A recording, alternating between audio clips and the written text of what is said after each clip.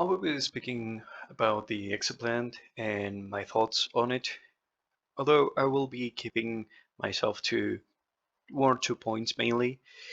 One of those is that of scarcity. The idea that we are running into a future with low resources or a low amount of them or quality of them is not exactly true. And nowadays it's seen even more and more. Depending on which country you live in, you may see different levels of scarcity, and many of them don't really show it like such.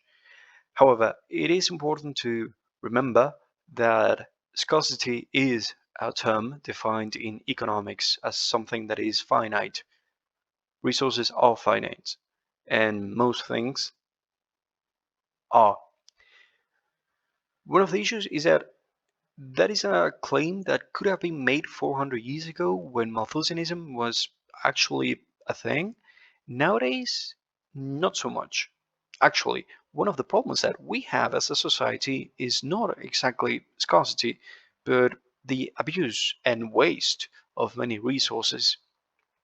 A few years back, one TikTok went viral. It was a man in a Walmart, I think it was in the United States, showing how much they were throwing away because of certain policies that Walmart has, and that along with the United States. And it's quite concerning. I wouldn't say that was scarce. That wasn't a resource that people would really argue is there's a lack of. However, many people don't have access to it, and that is an entire matter on its own. However, there is another thing that I would like to mention regarding this short film, and that is the idea that the government is pursuing the greater good. This is an utilitarian perspective, and I, for one, don't believe utilitarian should be pursued to such a length because believing in the greater good usually obstructs the vision of what is at the cost of it.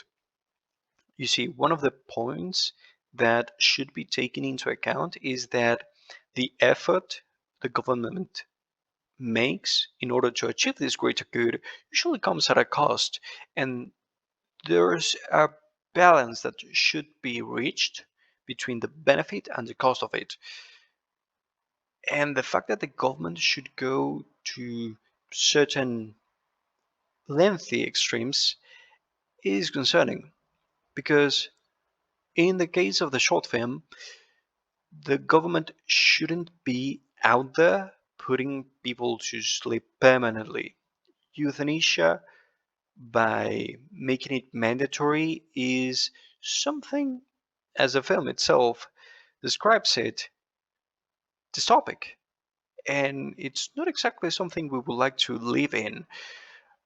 That is not the reality we live in, thankfully. However, it is true that many people, once they get to a certain point in their lives, which usually is retirement age, they don't exactly live as well as they used to because of retirement funds and because of pensions and things like that.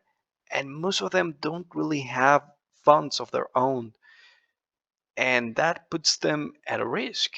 They are vulnerable, financially speaking, and that is something that removes or takes away their access to many resources that otherwise could be at their disposal.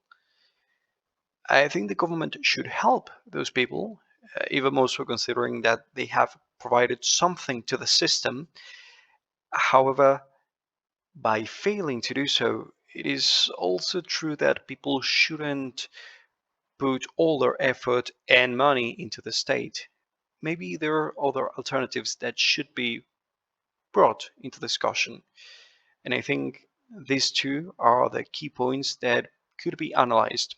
It is a very interesting short film. It is dystopic, and there are some things I don't agree with, but these are the two main topics that I consider the most relevant.